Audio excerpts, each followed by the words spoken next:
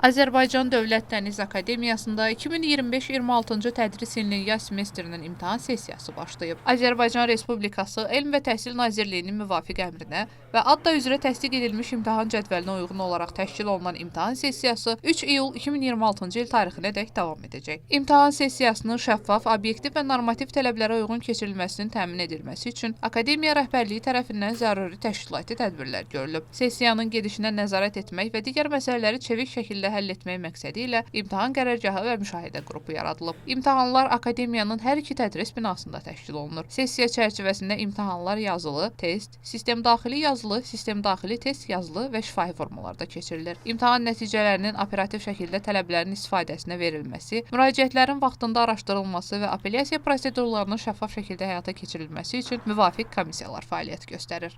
Zəhra Rahib qızı, İsmail Rəhimoğlu, Adda xəbər.